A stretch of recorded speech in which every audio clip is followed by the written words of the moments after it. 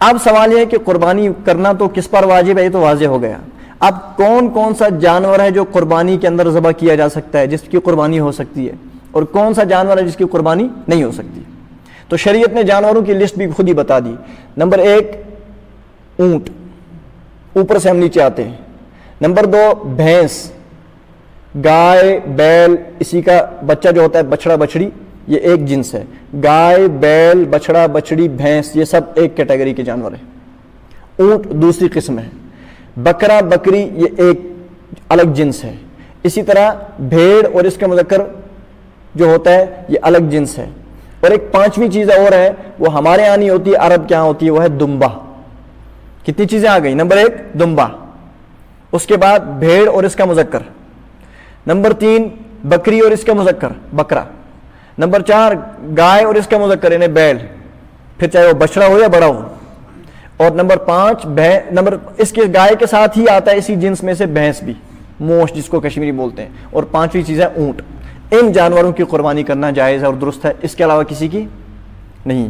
کوئی مرغے کی کرے تو اس کا اعتبار ان جانوروں کی کر سکتے ہیں. نمبر 1. نمبر 2 اب شریعت نے ان جانوروں کی عمریں بھی خود ہی متعین کر دی. کیا کر دی؟ عمر بھی متعین کر دی. جہاں تک تعلق اونٹ کا ہے تو اس کی عمر کم از کم 5 سال ہو. کتنے سال؟ 5 سال سے کم ایک دن بھی ہونا نہیں چاہیے.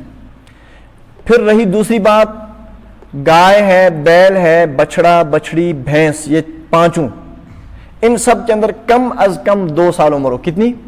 کم از کم 2 سال. 2 سال میں ایک دن بھی کم نہیں ہونا چاہیے.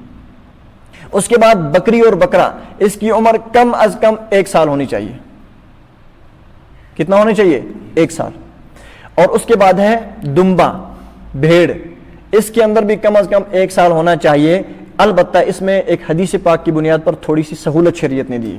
وہ یہ ہے کہ اصلاً تو بھیڑ دمبے کے اندر بھی 1 سال اس کی عمر ہونی چاہیے، لیکن اگر کوئی بھیڑ یا دمبا اتنا موٹا فربہ ہے جو 6 مہینے سے زائد ہے، 6 مہینے سے کم نہیں ہے، 6 مہینے سے زائد ہے، سال سے کم ہے، لیکن موٹا تکڑا صحت میں ایسا کہ سال جیسا لگتا ہے، تو اس کی قربانی بھی جائز ہے، یہ اگر سال سے کم بھی کیوں نہ ہو، لیکن 6 مہینے سے ابو ہونا چاہیے.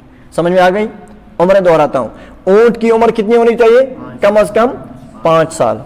اور گائے، بیل اور بھینس وغیرہ، بچڑا بچڑی، ان سب کی کتنی؟ کم از کم 2 سال، زیادہ کتنی بھی ہو. اور نمبر 3 بکری بکرا، اس کی کتنی ہونی چاہیے؟ کم از کم 1 سال. اور آخری ہے بھیڑ دمبا، ان کی بھی ہونی چاہیے کتنی؟ 1 سال. البتہ ان میں اتنی سہولت ہے، اگر یہ 6 مہینے سے زائد کا ہوگا لیکن موٹا تکڑا ایسا ہوگا کہ سال جیسا معلوم ہوتا ہے، تو اس کی قربانی بھی کیا ہے؟ درست ہے. سمجھ میں آ گیا؟ قربانی کس پر واجب ہے یہ بھی آپ سمجھ گئے. نمبر 2 قربانی کن کن جانوروں کی کرنا جائز ہے وہ بھی آپ سمجھ گئے. نمبر 3 یہ کہ قربانی کے جانوروں کی عمریں کتنی ہونی چاہیے بھی آپ سمجھ گئے. اس میں 1-2 مسئلے اور سمجھ لیں. عمر کے تعلق سے کبھی کسی انسان کے ذہن میں آتا ہے، گائے مان لیتے ہیں گائے کی عمر ہونی چاہیے کم از کم 2 سال، کسی کیا ہوتی ہے 1 سال، 2 سال کو 2 دن کم ہوتے ہیں. یہاں پہ کچھ لوگ اپنی عقل چلاتے کہتے 2 ہی دن کم ہے تو کیا حرج ہے. یاد رکھیں جس جانور کی شریعت نے جو عمر متعین کر دی ہے اس سے 1 دن کم بھی اس کا اعتبار. اب جو ایک عام عقل مند انسان کہتے ہیں ایک دن سے کیا ہوتا ہے، ٹھیک، اس سے کیا فرق پڑتا ہے، اس کو ہم یوں سمجھا سکتے ہیں، بتاؤ ایک مسلمان ایک اللہ کی ذات کی بندگی کرتا ہے، اگر ایک بت کے سامنے سجدہ کر دے تو کیا ہوتا ہے.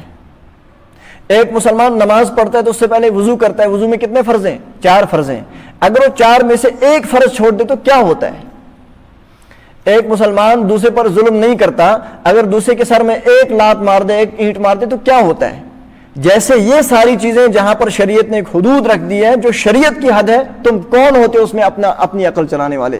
جہاں شریعت نے کوئی حد بندی لگا دی اس کو آگے کراس کرنے کی اجازت، اسی کو قرآن نے کہا تلک حدود اللہ.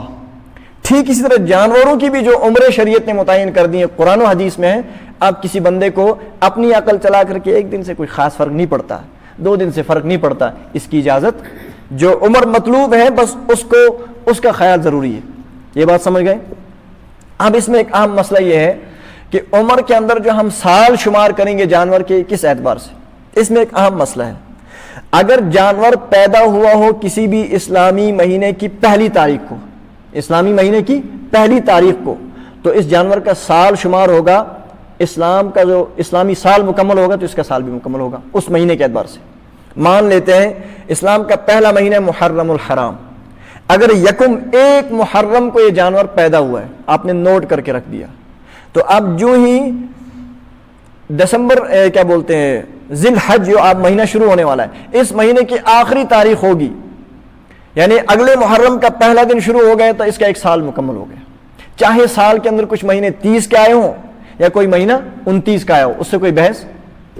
لیکن اگر جانور کی پیدائش ہوئی ہے 1 تاریخ کے بعد، چاہے 2 کو 3 کو کہیں بھی 20 مہینے کے اندر، اب اس کا مہینہ جو شمار ہوگا یہ ہر مہینے کے گزرتے ہی مہینہ شمار نہیں ہوگا، بلکہ یہاں سے ہر مہینے کے 30 دن آپ نے شمار کرنے، کتنے 30 دن کا آپ کو مہینہ لگانا ہے، چاہے وہ اگلے مہینے کے کچھ دن بھی کیوں نہ آ جائیں۔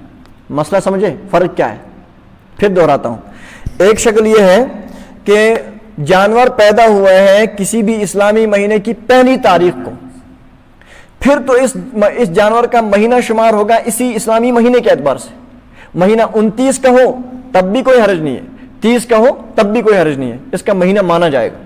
لیکن اگر جانور 1 کے علاوہ 2 3 کسی بھی تاریخ میں 20 مہینے میں پیدا ہوا ہے تو اب اس کا مہینہ اس مہینے کے ختم ہوتے، مثلا محرم چلا گیا تو یہ نہیں مانا جائے گا 1 مہینہ ہو گیا، بلکہ اس دن کے بعد 30 دن مکمل آپ نے شمار کرنے، ہر 30 دن پر اس کا مہینہ مانا جائے گا، چاہے وہ اگلے مہینے کے 1-2 دن کیوں نہ آ جائے۔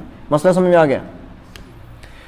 اب ہمارے یہاں چونکہ اب اتنا رواج نہیں رہا اس بات کا کہ لوگ اپنے گھر میں شوق سے قربانی کا جانور شروع سال سے پالیں، پھر اس کی عمر کو دیکھیں، پھر قربانی کریں، ایسا ہوتا ہے لیکن بہت کم ہو رہا ہے اب زیادہ تر یہ ہے کہ لوگ بازاروں سے ہی خریدتے ہیں، اس دوران لوگ جانور بیچتے ہیں تو لوگ ان سے لے لیتے ہیں۔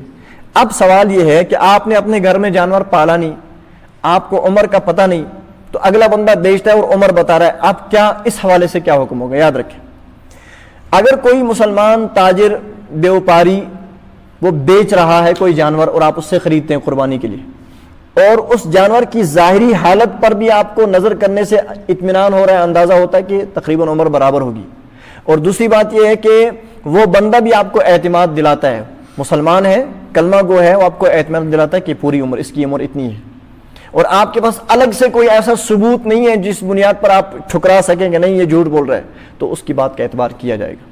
بات سمجھ میں آ گئی؟ آپ کے گاؤں میں ایک بندہ آیا 10 بکریاں لے کر کے، اب وہ بیچتا ہے، اب آپ نے کہا حضرت مجھے قربانی کے لیے بکری چاہیے، اس نے کہا ٹھیک آ جائیے، آپ نے کہا اس کی عمر کیا ہے، اس نے کہا اس کی عمر برابر 1 سال ہے، 1 سال سے کچھ دن علاوہ ہے۔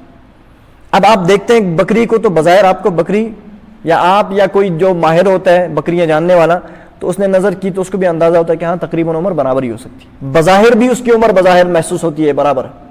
اور دوسری بات یہ کہ آپ کو بندہ بھی اعتماد دلاتا ہے کہ نہیں میں مسلمان ہوں، قربانی کا مسئلہ ہے، میں کیسے آپ کی بات کو خراب کر سکتا ہوں، ایسا نہیں ہے، برابر ہے۔ اور تیسری بات، آپ کے پاس الگ سے کوئی رپورٹ، کوئی ثبوت ایسا نہیں ہے، کوئی تحقیق نہیں ہے جس کی بنیاد پر آپ کے سامنے ثابت ہو جائے کہ جھوٹ بولتا ہے، تو پھر اس صورت میں آپ اس کی بات کا اعتبار کر سکتے ہیں اور اس کی بتائی ہوئی عمر کو عمر مانا جائے گا، لہٰذا اگر وہ سال بتاتا ہے تو سال شمار ہوگا۔ ہاں اب اگر چونکہ ایک ایسی چیز ہے آپ ایک حد تک ہی تحقیق کر سکتے ہیں، اگر ایسا ہوا کہ آپ نے ساری تحقیق کر لی، اطمینان کیا، آپ کو لگا کہ ہاں بظاہر بھی ٹھیک ہے اور یہ بھی بتا رہا ہے، لیکن حقیقت میں کچھ دن کم تھے جو اس نے چھپا کے رکھے تھے اپنا سودا بیچنے کے لیے، آپ کی قربانی تو ادا ہو جائے گی، چونکہ شریعت نے آپ کو اسی حد تک مکلف بنایا ہے، اس حد تک کہ آپ تفتیش اور تحقیق کر سکتے ہیں۔ اب اگر اس نے جھوٹ بولا ہو تو وہ جانے اور اس کی آخرت جانے، اب وہ پھنسے گا۔ بات سمجھ میں آ گئی؟ یہ تو تھا قربانی کے جانور کی عمر کے تعلق سے کچھ اہم مسائل۔